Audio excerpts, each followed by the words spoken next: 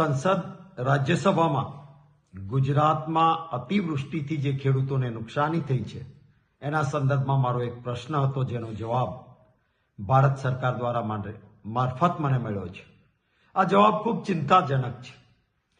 કેન્દ્ર સરકારે કહ્યું છે કે જ્યારે કોઈ મોટી કુદરતી આફત આવે ત્યારે એનડીઆરએફમાંથી સહાયની મોટી રકમ મળે, પરંતુ રાજ્ય સરકાર દ્વારા નુકસાનીનું સર્વે કરીને કોઈ આવેદન આપવામાં આવે, માંગણી કરવામાં આવે, ત્યારે આ રકમ છૂટી થતી હોય છે.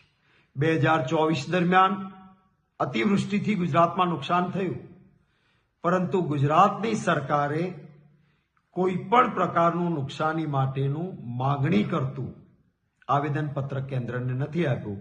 માટે કેન્દ્ર તરફથી એનડીઆરએફમાં જે સ્પેશિયલ સહાય મળવી જોઈએ એ નથી મળી શકી. એસડીઆરએફમાં અને રેગ્યુલર સહાયની મર્યાદા હોય છે.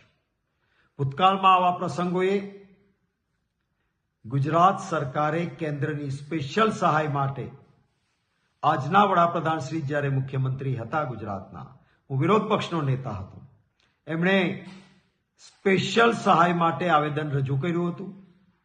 શરદ પવારજી કૃષિ મંત્રીને વિનંતી કરીને ખાસ એ ગાંધીનગર પણ આવ્યા હતા. કોંગ્રેસ પક્ષ તરીકે અમે પણ ગુજરાતને વધારે સહાય થાય, કેન્દ્રમાં કોંગ્રેસની સરકાર હતી, માંગણી કરી હતી અને ઉદાર હાથે એનડીઆરએફમાંથી પૈસા મળ્યા હતા જ્યારે આટલું મોટું નુકસાન નહોતું. આ વખતે ગુજરાતમાં ખૂબ મોટા પાયે નુકસાન થયું, કેટલાય ખેડૂતો બરબાદ થયા છે. ત્યારે ગુજરાત સરકારે આવેદન આપીને સર્વે થયેલા એક્ઝેક્ટ આંકડાઓ પ્રમાણે ખેડૂતોને પૂરતું વળતર મળે એવી માંગણી કરવી જોઈતી હતી. પરંતુ આ પ્રશ્નના જવાબમાંથી ફલિત થાય છે કે ગુજરાત સરકારે કોઈ આવેદન જ આપ્યું નથી, માંગણી જ કરી નથી. હું માનું છું કે આ એક ગુનાહિત બેદરકારી છે.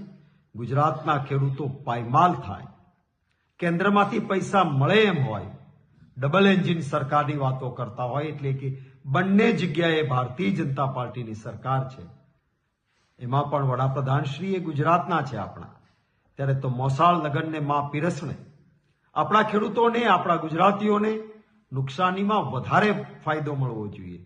એના બદલે માંગણી પણ નહીં કરવાની, આવેદન પણ નહીં આપવાનું. હું માનું છું આ એક ગુનાહિત બેદરકારી છે અને ગુજરાતની જનતાને ઘોર અન્યાય ગુજરાતની ભાજપની સરકાર દ્વારા થયો છે. એ વાતનું ભારોભાર મને દુઃખ છે.